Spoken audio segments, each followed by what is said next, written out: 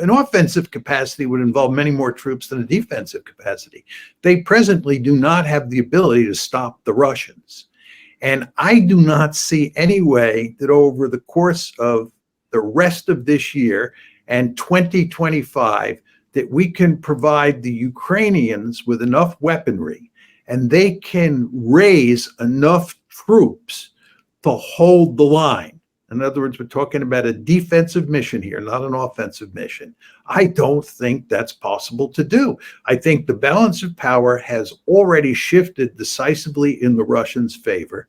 And if you look at what the situation is moving forward, the balance is going to shift further in the Russians' favor. So the Ukrainians are doomed even in a purely defensive mode. But if you talk about going on the offensive, I mean, they tried this in the summer of 2023 when they were in much better shape in terms of the balance of power than they are today or will be next year. And you know what happened in 2023. They got cut to dollar rags. The offensive or counteroffensive, whatever you want to call it, was a colossal failure. So there is no hope of the Ukrainians recapturing lost territory. And as I said, I don't think there's any chance of them even remaining on the defensive and being able to put up a good fight for the foreseeable future. They're also greatly outnumbered in terms of manpower, in addition to all of the categories of weapons that you described. And, you know, you read some stories coming from the Ukrainian side that say that in terms of manpower at a number of critical locations along the front, they're outnumbered 8-1.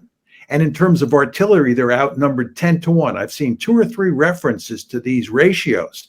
This is stunning. The Ukrainians are saying they're outnumbered in terms of manpower 8-1. Wow. Artillery 10-1. Remember, artillery is responsible for roughly 80+% of the casualties in this war. And if the other side, we're talking about looking at this situation from Ukraine's perspective, if the other side has a 10-1 advantage in artillery and you're outnumbered 8-1 in terms of manpower, you're finished. It's a fatal ratio. I mean, yeah. You know, it doesn't matter what we do at this point in time or what the Ukrainians do. The ratios here, the manpower ratios, the ratios in weaponry on the ground, and we didn't even talk about air power, right? The Ukrainians have virtually no air power, and the Russians have a lot of air power and a lot of missiles. And they're wrecking, you know, the energy infrastructure inside of Ukraine, which is going to have devastating consequences now that the winter is coming. So anybody can be telling a story, as Ambassador Taylor is trying to do, about how Ukraine can rescue the situation, I think is living in a dream world. Okay, and speaking of living in a dream world, it's one thing for a former ambassador to say something on television, but it's a different thing when it's the Secretary of State at the United Nations Security Council. One of the Council's primary responsibilities is seeking to peacefully resolve conflicts. As President Zelensky has said, no one wants peace more than Ukraine. The United States also wants to end this conflict. And before Putin launched his full invasion, we used every tool we could to try to prevent it, including right here at the Security Council. But the way the Council seeks to end this conflict matters. The UN Charter is crystal clear on this point.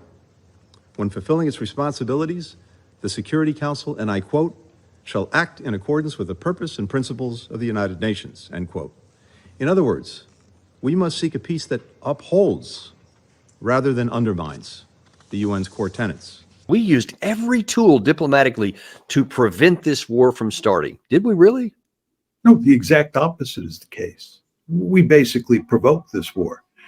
The Russians were desperate to avoid a war. All you have to do is go back and look at the December 17, 2021 letter that Putin sent to both Jens Stoltenberg, the head of NATO, and to President Biden, suggesting a deal and talking about getting together to figure out how to shut this conflict down and avoid a war. And we basically, in fact, it was Tony Blinken, gave the Russians the high sign. We told them we're not interested.